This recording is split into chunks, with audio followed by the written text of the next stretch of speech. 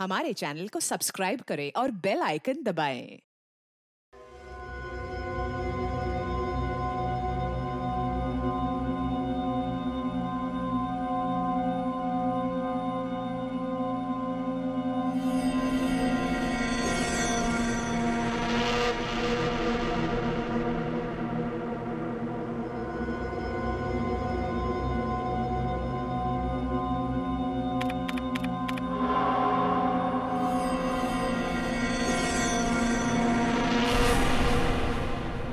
क्या करूं? लिखूं कि नहीं लिखूं? पुलिस को बताना अच्छा है। हाँ,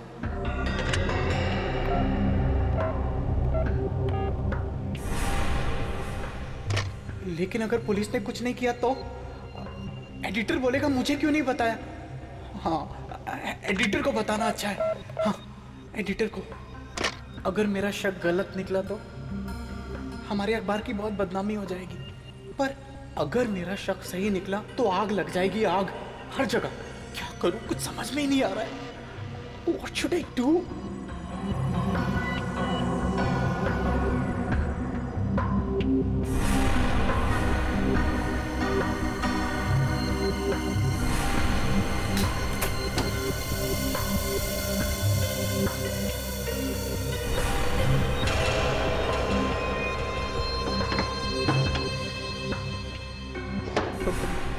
कौन है? कौन है वहां? कौन है वहां?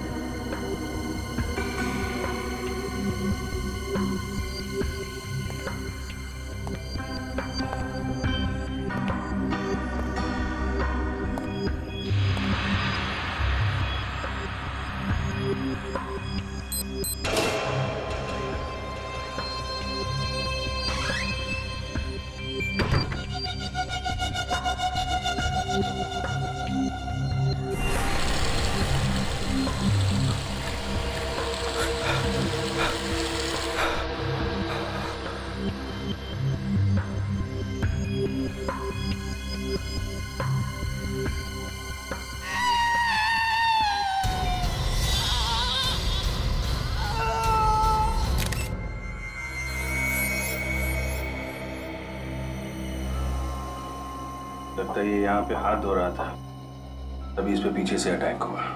गला घोटा गया है मेटल वायर से। अच्छा, तार अंदर तक चला गया है। वो नहीं, निशान से लंबा था। ये आप कैसे कह सकते हैं? निशान नीचे से ऊपर की तरफ है। ओहो, ये देखो, जाते जाते खूनी अपने चप्पल का निशान छोड़ गया है। लगता है 9-10 नंबर की चप्पल होगी। विवेक सर, निशान उठा लो। Yes sir.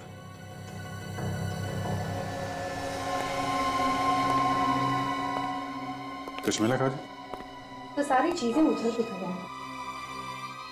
खूनी ने निशिकांत के केबिन की अच्छी तरह से तलाशी ली है। मेज में ऐसा क्या था जो खूनी यहाँ से चुराना चाहता था? सर, ये देखिए सर, निशिकांत ने अपने केबिन में सर ये मैग्नेटिक लॉक लगा रखा है। बाकी ऑफिस के किसी भी केबिन में ऐसा मैग्नेटिक लॉक नहीं है सर। अच्छा, ये ताला तो कार्ड से खुलता है ना? चाबी वगैरह तो नहीं होती? नहीं सर, ये कार्ड से खुलता है। निशिकांत के अलावा किसके पास था ये कार्ड? सर, ये कार्ड सिर्फ उन्हीं के पास रहता था। अब उन्होंने ये कार्ड किसी और को दिया हो सर, ये मुझे नहीं पता।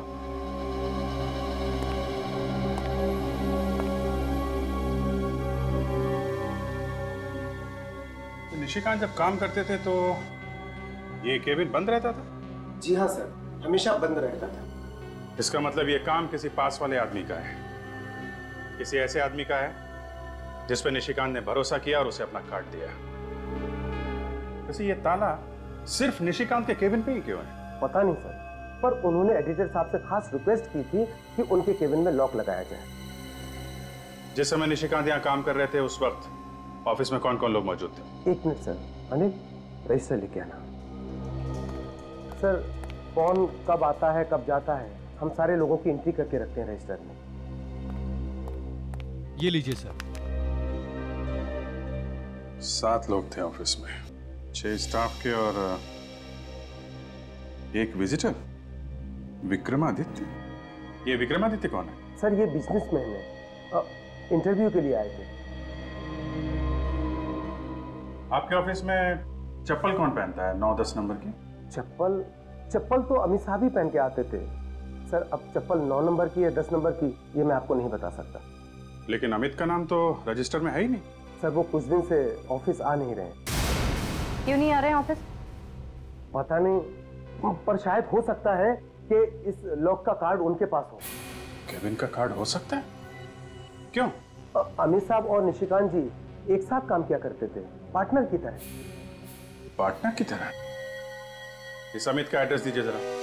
ये आप लोग क्या कह रहे हैं सर? मैं किसी का खून कैसे कर सकता हूँ? पिछले 2 दिन से मैं अस्पताल में था। आज सुबह ही घर वापस आया हूँ मैं। क्यों? क्या हुआ? बहुत बुखार है sir.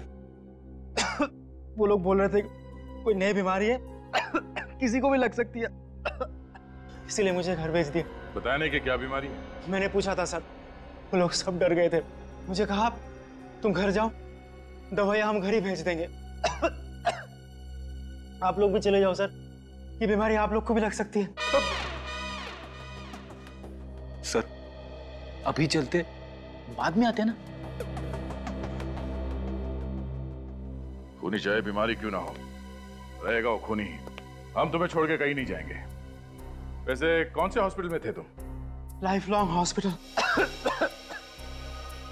Life long hospital? Ready? इसकी चप्पल देखो। मैं सर? फ्रेडी इसकी चप्पल उतारो। मुझे कुछ हो जाएगा। उतारो। चप्पल उतारो। क्यों सर? मैंने कहा चप्पल उतारो।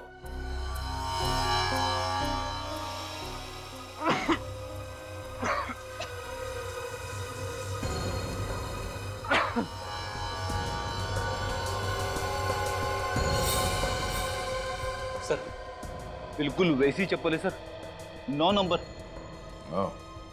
अमित, जब तुम हॉस्पिटल में थे तो तुम्हारी चप्पल क्या घर पे थी? हाँ? क्या मतलब? मतलब तुम्हारी चप्पल वहां ऑफिस में कैसे पहुंच गई निशिकांत का खून करने? क्या? हाँ, निशिकांत के लाश के पास तुम्हारे चप्पल का निशान मिला है। सर ये सब मुझे फंसाने की साजिश है सर। यकीन मानिए, पिछले हफ्ते किसी ने मेरी चप्पल चुरा ली थी ऑफिस से। ये बिल्कुल नई चप्पल है। तुम्हारी चप्पल चुरा ली? पर तुम्हें कोई क्यों फंसाएगा? मेरी तो किसी के साथ कोई दुश्मनी भी नहीं है सर। अच्छा, निशिकांत के कैबिन के अंदर घुसने के लिए एक्सेस कार्ड की जरूरत होती है और तुम्हारे पास भी एक एक्सेस कार्ड है ना? जी हाँ सर। दिखाओ, कहाँ है?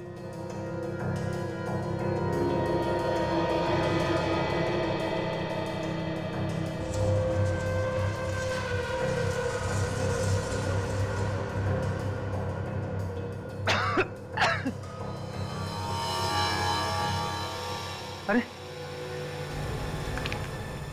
ये कैसे हो सकता है सर? मैंने खुद मेरा एक्सेस कार्ड इसमें रखा था। शायद किसी ने वो भी चुरा लिया। चप्पल चोरी हो गई, एक्सेस कार्ड भी चोरी हो गया। देखो अमित, ये सब ड्रामा सीआईडी के सामने नहीं चलेगा, समझे? मैं सच बोल रहा हूँ सर। झूठ बोल रहे हो तुम। सर मुझे तो लगता है इसने एक्सेस कार्ड का इस्तेमाल किया, ये कैबिन के अंदर घुसा और फिर वॉशरूम में इसने निशिकांत का खून कर दिया। हालत देखिए आप लोगों ने मेरी, मैं तो ठीक से खड़ा भी नहीं हो पा रहा हूँ। आप लोग हॉस्पिटल वालों से क्यों नहीं पूछ लेते जाके? उनसे भी पूछ लेंगे। अच्छा ये बताओ कि तुम्हें किसी पे शक है? कौन मार सकता है निशिकांत को? ये जरूर रागिनी का काम होगा। रागिनी? कौन रागिनी? रागिनी हमारे ऑफिस में ही काम करती है, न्यूज रिपोर्टर है। उसके साथ निशिकांत के अक्सर झगड़े होते थे सर। किस बात को लेके होते थे झगड़े? कि रागिनी उससे जलती थी क्योंकि हमारे एडिटर निशिकांत को उससे बेहतर मानते थे। इसीलिए सर। रेडी? पूर्वी, सिटी न्यूज के ऑफिस में जाके इस रागिनी के बारे में सारी इंफॉर्मेशन निकालो। निशिकांत के खूनी का पता चल गया। पता चल गया? कौन है? रागिनी। रागिनी? हाँ सर, पूछताछ से पता चला है कि जिस वक्त निशिकांत का खून हुआ उस वक्त रागिनी ऑफिस में ही थी। जिस वक्त निशिकांत का खून हुआ उस वक्त रागिनी ऑफिस में ही थी, मगर अटेंडेंस रजिस्टर पर रागिनी का नाम ही नहीं था। रजिस्टर पे एंट्री किए बिना ही ऑफिस में घुस के खून करने का इरादा था सर उसका। पर एक बात है सर, रागिनी एक लड़की है और स्टील वायर से गला दबाने के लिए हाथों में काफी ताकत होनी चाहिए। सिक्योरिटी गार्ड के हिसाब से रागिनी की लंबाई निशिकांत से कम है और जिस तरह से गला दबाया गया है नीचे से ऊपर, ये तो किसी लंबे आदमी का काम होना चाहिए ना सर। विवेक, जरा उस ड्रॉअर से रस्सी लेके आना इधर।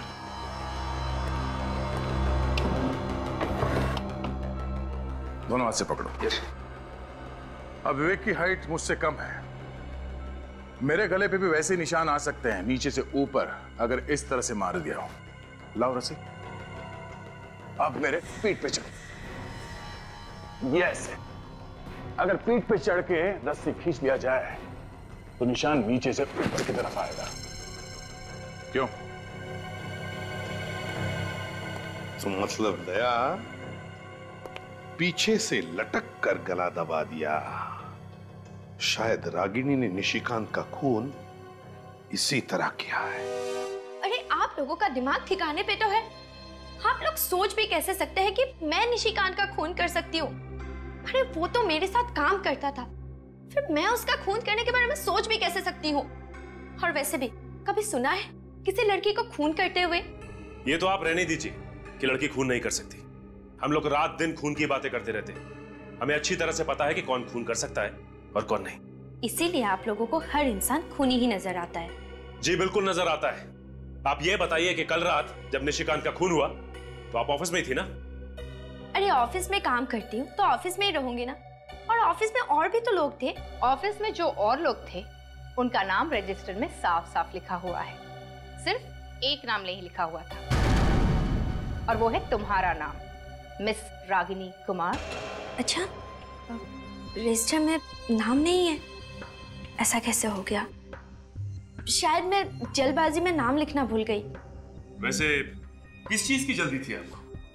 कहीं पे आग लगी थी या फिर कुछ छिपाना था आपको? नहीं, कोई मेरा इंतजार कर रहा था।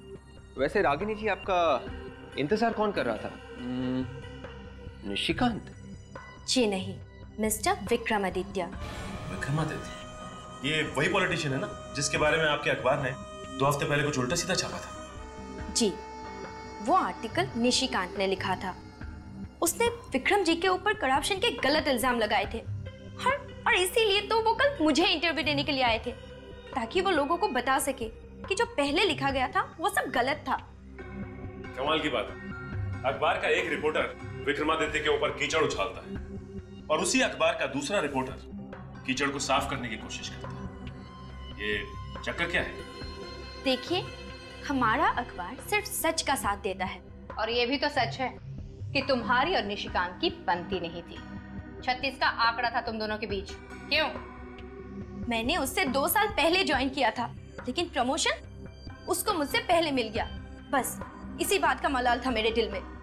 रागिनी जी, इतना ही काफी है किसी को ऊपर पहुंचाने के लिए। अरे ये कैसी बातें कर रहे हैं आप लोग? ऐसे आपसी भेदभाव तो हर ऑफिस में होते हैं। हर कोई चलता है एक दूसरे से। दूसरे की बातें छोड़िए, आप अपनी बात कीजिए। देखिए, आप लोग बेवजह मुझ पे शक किए जा रहे हैं। अरे जब निशिकांत का खून हुआ था तब विक्रम जी भी तो थे ऑफिस में। आप विक्रमादित्य पे इल्जाम लगा रही हैं? जी नहीं, मैं इल्जाम नहीं लगा रही। मैं तो सिर्फ ये कह रही हूँ कि जब निशिकांत का खून हुआ तब विक्रम जी भी तो ऑफिस में थे, और वैसे भी वो भी तो चिढ़े हुए थे उनसे। वो तो तुम्हें इंटरव्यू दे रहे थे ना उस वक्त। तो फिर? हाँ, पर बीच में वो उठकर चले गए थे वॉशरूम और तकरीबन 15-20 मिनट तक वापस नहीं आए थे।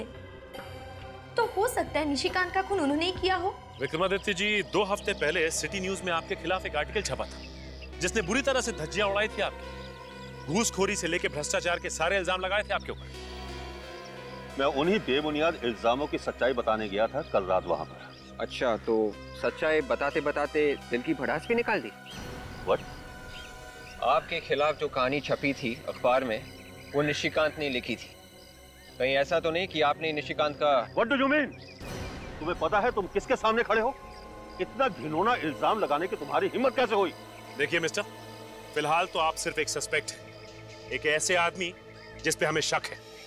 इसलिए मेरी आपसे ये रिक्वेस्ट है कि प्लीज कोऑपरेट विद अस। तुम लोग मुझ पर इस तरह से दबाव नहीं डाल सकते। मैं अभी एसीपी प्रद्युम्न से बात करता हूँ, तभी तुम लोगों की अकल ठिकाने आएगी। रवि, एसपी साहब को फोन लगाओ। सर, मिस्टर विक्रमादित्य आपसे बात करना चाहते हैं। जी सर। एसीपी साहब। एसीपी साहब, ये क्या हो रहा है? आपके ऑफिसर्स मुझ पर कीचड़ उछाल रहे हैं। तो आ जाइए ब्यूरो, कीचड़ साफ कर देंगे। व्हाट? नहीं सर, मैं सीआईडी ब्यूरो नहीं आ सकता। मैं इनके सभी सवालों के जवाब यहीं पर दे दूंगा। हाँ। Yes sir, thank you sir.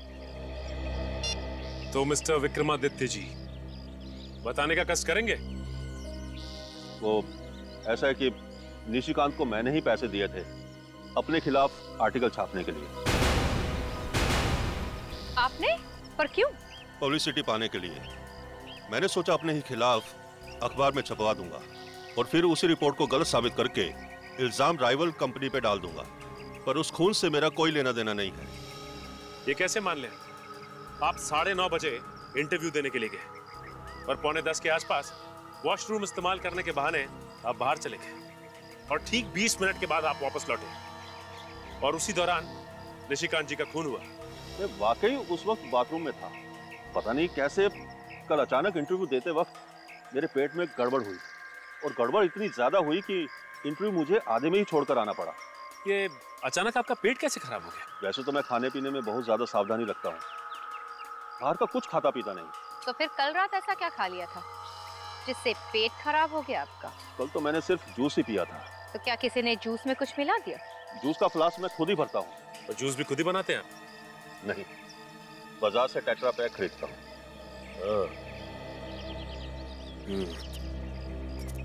इनकी बात पर यकीन तो नहीं होता। इनका ब्लड चेक करवाओ, पता चल जाएगा कि वाकई में इनका पेट खराब है या फिर ये ड्रामा कर रहे हैं। यस सर, मैं सिटी न्यूज के ऑफिस में ही हूँ। जी, निशिकांत के केबिन की सर्चिंग चल रही है सर। सर मुझे भी लगता है वहीं से कुछ ना कुछ मिलेगा। Yes sir. जी फौरन इन्फॉर्म करूंगा। Okay, thank you sir. Sir, हाँ विवेक, ये रही विक्रमादित्य जी की खून की रिपोर्ट। उनके खून में ऑस्मोटिक लैक्सेटिव्स मिले हैं सर। मतलब उसका पेट वाकई खराब था, झूठ नहीं बोल रहा था। Yes sir. रिपोर्ट में ये भी लिखा है कि पिछले कुछ दिनों से वो सिर्फ जूस पी रहे, खाना नहीं खा रहे। मतलब जूस में ही किसी ने कुछ मिलाया है जिससे उसका पेट खराब हो गया। हाँ काजल? तो ये देखिए सर, तो यहाँ पे कुछ है।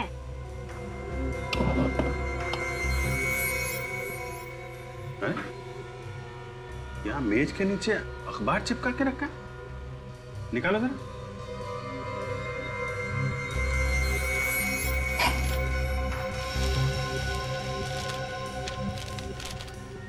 अखबार यहाँ नीचे छुपा के क्यों रखा है? तो कहीं निशिकांत की खून की वजह इस अखबार में तो नहीं छिपी है? हो सकता है किसी किशोर नाम के बिजनेसमैन के किडनैप होने की न्यूज आई है। एक काम करो विवेक, वसंत नगर पुलिस स्टेशन जाओ और इस किशोर के केस की जितनी भी डिटेल्स है सब लेके आओ। शायद ये किशोर ही वो कड़ी है जो मैं इस केस में आगे लेकर जाएगा। किशोर की किडनैपिंग हुई नहीं, कोई भी उसे उठाकर नहीं ले गया था। क्या मतलब? सर हम लोग अभी अभी वसंत नगर पुलिस स्टेशन से आ रहे हैं। वहां पे किसी भी किशोर नाम के बिजनेसमैन के किडनैप होने की रिपोर्ट लिखवाई नहीं गई है। अरे कुछ भी बोल रहा विवेक, तुझे इस केस के बारे में कुछ नहीं मालूम? वो बात नहीं है सर। सर हम लोग किशोर के घर गए और वहां जाकर पता चला कि किशोर नाम का आदमी कोई रहता ही नहीं है। उस एड्रेस पे कोई घर है ही नहीं। उस एड्रेस पर कोई घर है ही नहीं? तो इसका मतलब है पेपर वालों ने ये झूठी खबर छपवाई।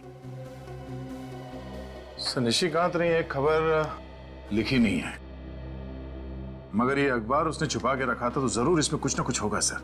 और दया, इस खबर की वजह से ही निशिकांत का खून हुआ है। विवेक, पूर्वी, काम करो, इस पेपर के एडिटर के पास जाओ और उससे पूछो कि ये स्टोरी किसने लिखी। Yes sir.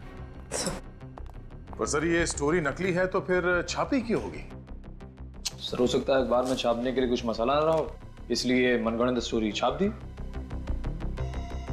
नहीं निखिल, इसके पीछे कुछ और ही है। जरूर ये red coat northern side 2 armed man, ये जरूर कोई कोड वर्ड है।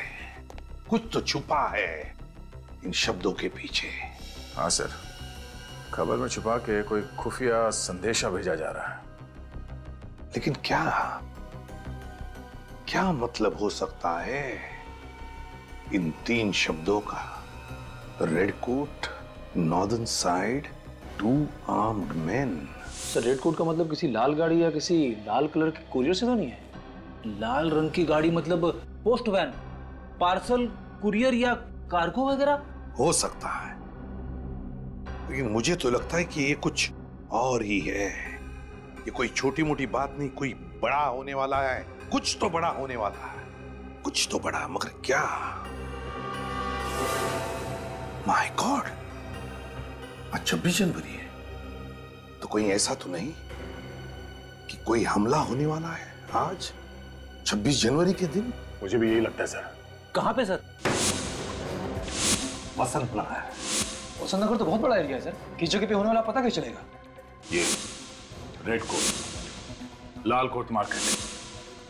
लाल कोट मार्केट? तो फिर दया, लाल कोट मार्केट के नॉर्दर्न साइड मतलब उत्तरी दिशा में। उत्तर दिशा में कहाँ पे सर? सर ये क्रॉस रोड देखिए, इसमें ये क्लॉक टावर लिखा हुआ है। हाँ तो लाल कोट मार्केट के उत्तरी दिशा में 4 क्लॉक टावर्स है सर। तो फिर दया, ये जो फाउंटेन लिखा है, इसका कोई ना कोई तो मतलब जरूर है दया। फाउंटेन सर, उन 4 क्लॉक टावर में से एक क्लॉक टावर के नीचे ये फाउंटेन भी है। तो इसका मतलब है जो भी धमाका होने वाला है वो वसंत नगर के लाल कोट मार्केट के उत्तरी दिशा में, जहां पर 4 क्लॉक टावर्स है और जिसमें एक क्लॉक टावर के पास में फाउंटेन है, वहीं पर। धमाका कब होगा सर? रेडी? ये पेपर कल का है, 24 घंटे पहले का। इसके खबर के मुताबिक किशोर की किडनैपिंग कल दोपहर को 3 बजे हुई और पुलिस ने कहा था कि ये केस वो 24 घंटे में सॉल्व करेंगे। इसका मतलब है धमाका आज दोपहर के 3 बजे होने वाला है। सिर्फ 1 घंटा बचा है सर। माय गॉड,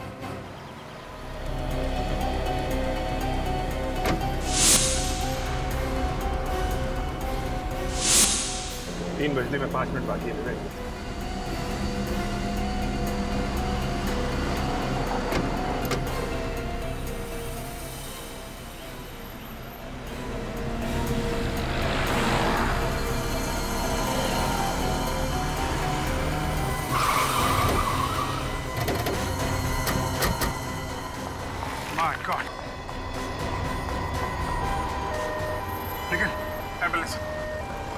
एम्बुलेंस में डालो इन लोगों को, जल्दी।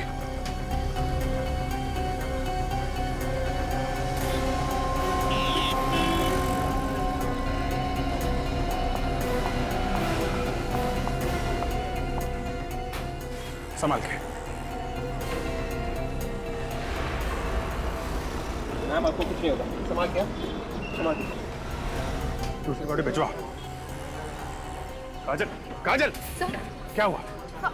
ओके सर, पता नहीं आतंकवादी हमारे देश को निशाना क्यों बनाते हैं। सेंटिमेंटल वाला टाइम नहीं है काजल। ये पता लगाना जरूरी है इस ग्लास के पीछे कौन है। एक बार ये लोग हाथ में आ गए ना, एक एक ग्लास का हिसाब लेंगे इनसे। सर बॉम्ब इसी कार में लगा के रखा था। देखो अंदर कुछ मिलता है क्या? कहीं ये ब्लास्ट कोई चेतावनी तो नहीं है आगे आने वाली किसी बड़ी मुसीबत के लिए? सीनियर इंस्पेक्टर अभिजीत बोल रहा हूँ CID से। लाल कोट मार्केट में एक बॉम्ब ब्लास्ट हुआ है। हाँ, लगता तो है किसी आतंकवादी संगठन का हाथ है। आप पूरे शहर में रेड अलर्ट करवा दो, अभी के अभी। क्या सर? आने सर चेचिस नंबर मिल गया। मिल गया? जी सर। क्या है? 1PO 9834F। 9834F, very good. पता चल जाएगा इस कार का मालिक कौन है। Hello RTO।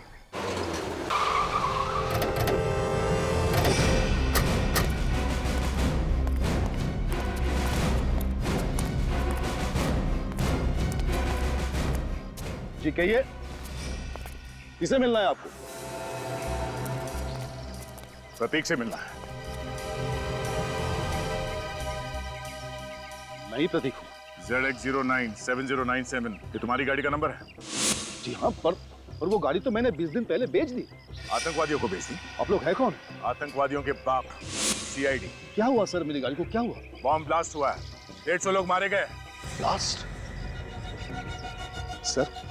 सर मेरे यकीन कीजिए सर, मैंने वो गाड़ी 20 दिन पहले बेच दी। कार किसे बेची? सर वो शेरा नाम के किसी आदमी को। शेरा का एड्रेस तो होगा ना, कहाँ रहता है शेरा? वो तो पता नहीं है सर। तुमने शेरा को कार बेची और तुम्हें मालूम नहीं कहाँ रहता है? उसका एड्रेस नहीं तुम्हारे पास? सर मेरे बेटे ने इंटरनेट पे ऐड डाली कार बेचने के लिए। शेरा ने सारे डील वही मंजूर कर ली। बिना कार को देख के उसने खरीदने के लिए हाँ कर दिया? सर वो मेरे बेटे ने कुछ फोटोज डाली थी कार की, तो शेरा को कार पसंद आ गया। तुम्हारे बेटे को बुलाओ। वो तो पुणे गया है सर, ऑफिस के काम से। I see। अच्छा, इस शेरा ने पेमेंट चेक से किया होगा? नहीं सर, शेरा ने मेरे बैंक अकाउंट में कैश जमा करवा दिया था और फिर घर आकर कार की चाबी ले गए। शेरा घर आया था तो तुमने उसे देखा है? उसका स्केच बनवा सकते हो? नहीं सर, वो जब आया था घर पे मैं था नहीं घर पे। तो वो खुद आके तुम्हारे घर के अंदर से गाड़ी की चाबी लेके गया? सर मेरे नौकर ने दी थी चाबी। नौकर को बुलाओ। उसे तो मैंने पिछले हफ्ते ही नौकरी से निकाल दिया था, अब पता नहीं कहाँ होगा। कमाल है सर, इसके पास तो सभी बहाने पहले से ही तैयार है। शेरा का ईमेल एड्रेस है या वो भी नहीं है तुम्हारे पास? हाँ सर, ईमेल एड्रेस है। चलो शुक्र है, किसी चीज के लिए तो हाँ बोला तुमने। लेके आओ।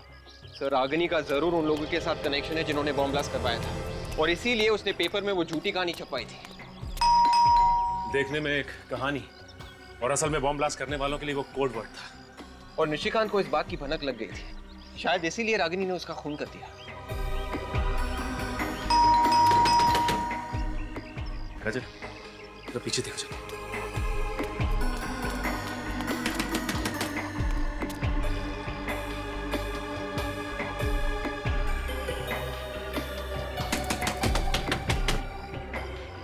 लगता है ये रागिनी दरवाजा नहीं खोलने वाली। मैं दरवाजा तोड़ दूं? तोड़ दो।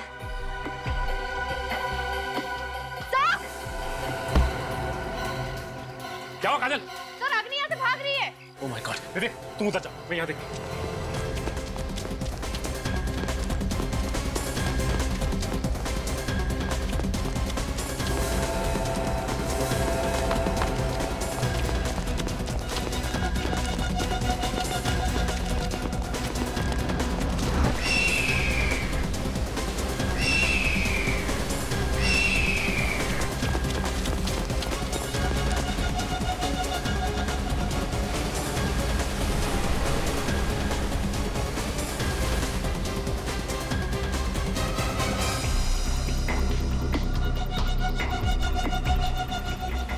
तुम्हारा खेल खत्म हो गया है रागिनी कुमार।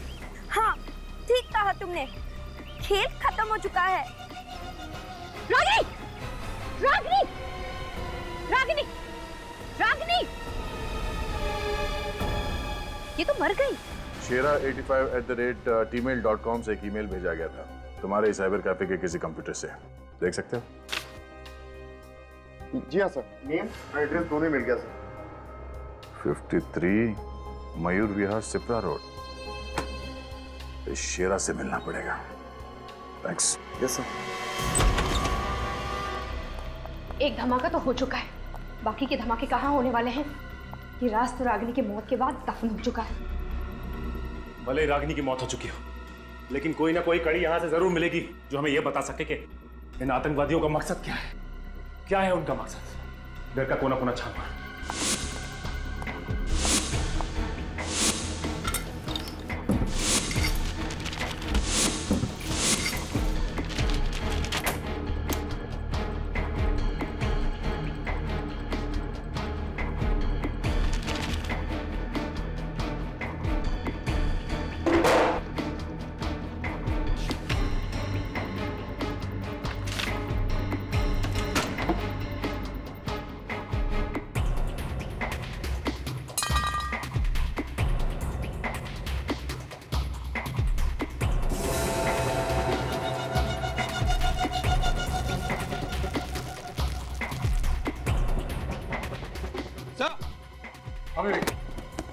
क्या मिला?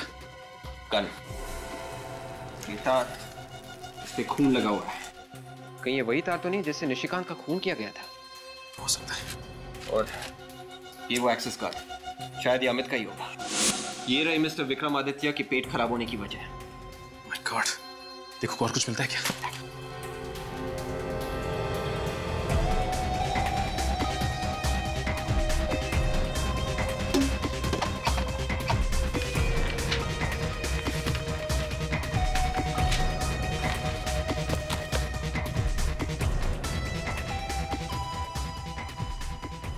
ये देखिए सब, पता जी, इतने सारे पासपोर्ट। एक ही शक्ल है पर हर पासपोर्ट में नाम अलग अलग है।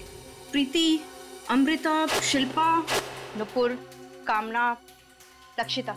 और यहाँ पे ये रागिनी बन के रह रही थी और उसने अखबार में जर्नलिस्ट की नौकरी भी की ताकि आसानी से छुप छुप के आतंकवादियों को मैसेज भेज सके। इन लोगों ने काफी लंबी प्लानिंग की है।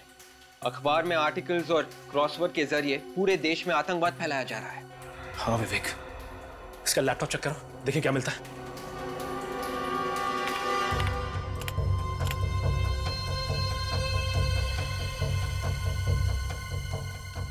ये है रागिनी का आखिरी आर्टिकल। आर्टिकल पे आज ही की तारीख लिखी है। फिर तो इसमें भी कोई सीक्रेट मैसेज होगा उन आतंकवादियों के लिए। मगर आज का अखबार तो छप चुका है, हमारे पास वक्त भी बहुत कम है। न जाने कितने मासूम और बेगुनाहों की जान जा सकती है अगर हमने उन्हें वक्त पे नहीं रोका तो। लालकोट मार्केट पे जो ब्लास्ट हुआ है ये हमारा ध्यान भटकाने के लिए किया गया है। असली अटैक कहीं और होगा सर। क्या ये दूसरा अटैक कहाँ पर होगा ये मुझे लगता है हमें रागिनी के आर्टिकल से पता चल जाएगा। रागिनी के आर्टिकल से। विवेक, क्रॉसवर्ड पजल हो गए? हाँ सर, क्रॉसवर्ड्स में जो वर्ड्स मिले हैं वो है एंटरटेनमेंट, प्रेशियस, कोचिंग, टाइम और royal. Entertainment, precious, coaching, time और रॉयल। तो इनके कोई कनेक्शन है रागिनी के आर्टिकल में से? रागिनी के आर्टिकल में हमने ये वाले शब्द मार्क किए। Club, school, 9 o'clock, necklace of queen pearl. ये क्या हो सकता है? सर, रानी चौक को क्वीन पर्ल नेकलेस के नाम से भी जाना जाता है क्योंकि वहां पे जितनी भी दुकानें हैं वो नेकलेस के शेप में है सर, सेमी एंगुलर शेप में। मतलब अगला ब्लास्ट रानी चौक में होगा? रानी चौक एरिया कोई भीड़ भाड़ का इलाका तो नहीं है। ज्यादातर टेररिस्ट वहीं पर ब्लास्ट करते हैं जहां पर काफी सारे लोग मर सकते हैं। एक काम करो, शहर का मैप लेकर आओ। ये देखो, ये रानी चौक इलाका है। अब हम देखते हैं कि क्रॉसवर्ड में ऐसे कौन से शब्द हैं जो हमें बताएंगे कि ये बॉम्ब ब्लास्ट कहां पर होने वाला है रानी चौक इलाके में। सर, क्रॉसवर्ड में ये शब्द है कोचिंग और इस आर्टिकल में शब्द है स्कूल। तो रानी चौक इलाके में ये जो स्कूल है, टॉयलैंड स्कूल, कहीं ये ब्लास्ट स्कूल में तो नहीं होने वाला है? Toyland school? My God. पूर्वी, टॉयलैंड स्कूल में अभी इसी वक्त फोन करो और उनसे पूछो क्या 26 जनवरी है तो उनके स्कूल में कोई फंक्शन है क्या, और अगर है तो कैंसिल करो फंक्शन इसी वक्त, जल्दी। Hello Toyland school. हाँ जी, मैं सीआईडी से सब इंस्पेक्टर पूर्वी बोल रही हूँ। आपके स्कूल में कोई फंक्शन होने वाला है 26 जनवरी को? क्या नहीं? Okay sir. सर, उनके स्कूल में कोई कंस्ट्रक्शन का काम चल रहा है, 1 हफ्ते से स्कूल बंद है। इसका मतलब है निशाना कोई और ही है, स्कूल नहीं। सर, इस क्रॉसवर्ड में ये एक और शब्द है एंटरटेनमेंट और इस आर्टिकल में ये शब्द है क्लब। और रानी चौक इलाके में बहुत सारे रिक्रिएशनल क्लब हैं, तो कहीं ये ब्लास्ट किसी क्लब में तो नहीं होने वाला? हाँ, हो सकता है। हेलो, हाँ, आतंकवादी संगठन के बारे में पता चल गया? Very good. हाँ, ओके, या, thank you so much. Sir, ये काम किसी तरकश आतंकवादी गुट का है सर। तरकश? यार, इन लोगों ने तो बहुत सारे शहरों में बहुत से ब्लास्ट किए हैं, कितने सारे लोगों की जानें ली है, लेकिन इस बार हम उनका मकसद पूरा नहीं होने देंगे, नहीं होने देंगे मकसद पूरा। विवेक, इंटरनेट से पता लगाओ इनके तरकश की गतिविधियों के बारे में, निकालो कुंडली उनकी।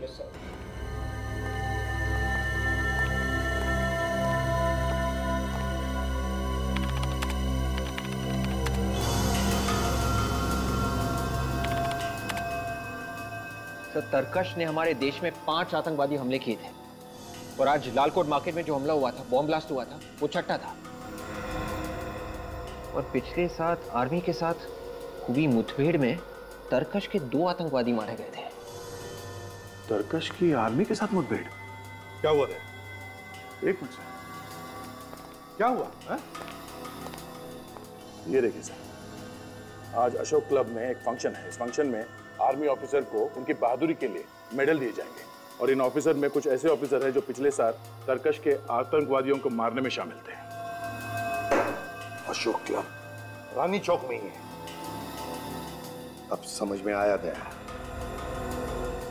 शेरा के घर के दीवारों पर बदला ये शब्द क्यों लिखा है? बदला तो इन आतंकवादी कीड़ों का अगला निशाना है अशोक क्लब। मिस्टर रघु।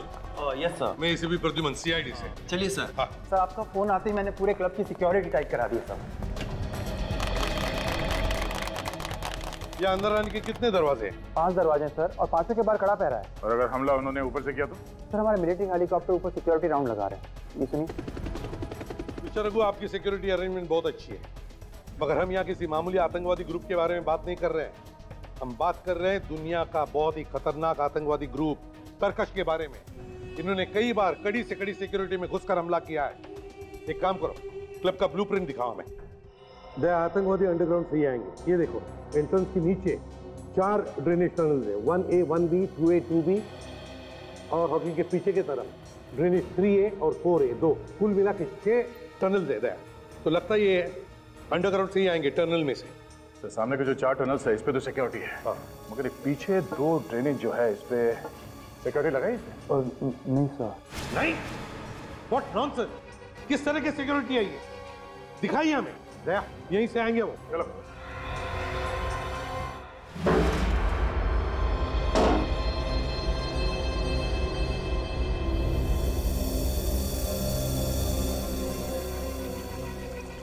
दया, काम तमाम हो गया। हाँ सर। आतंकवादी अंदर घुस गए। जरा मैप ला।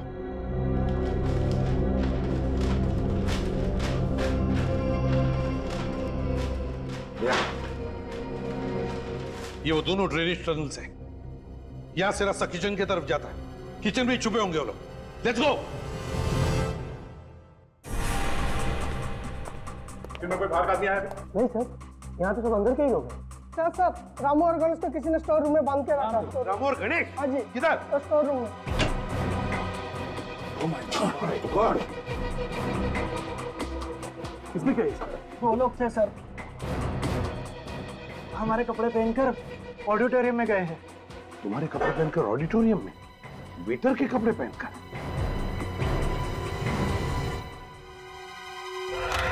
हमारे देश को आजाद करवाने के लिए अनगिनत नौजवानों ने अपनी जान दे दी।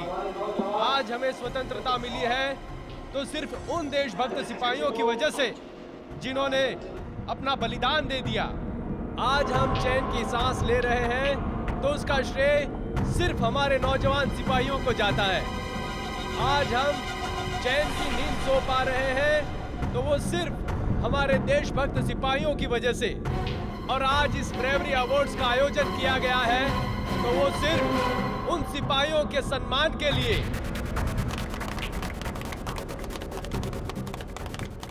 तो हमारे देश वाले चैन से सो सकते हैं। आज उन सिपाहियों को हम सब मिलकर सलामी देते हैं। जय हिंद। सीआईडी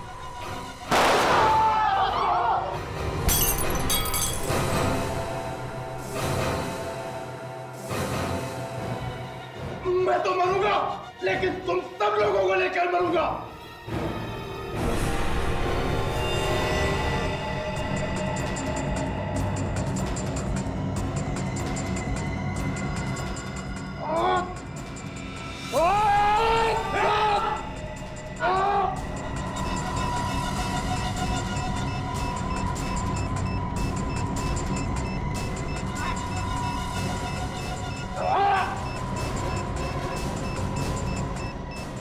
सर और एक बंदा मिला है, सर्कस ग्रुप का चेहरा का साथी है सर, भागने की कोशिश कर रहा था।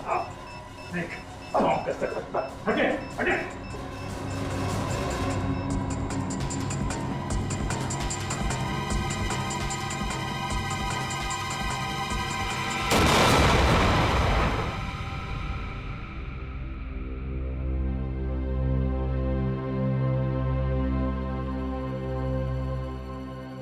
तरकश, खेल खत्म।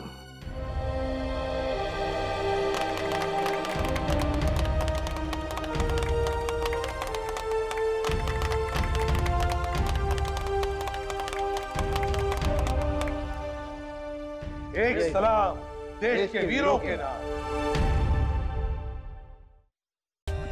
For more updates, subscribe to our channel, click the show links and enjoy watching the videos.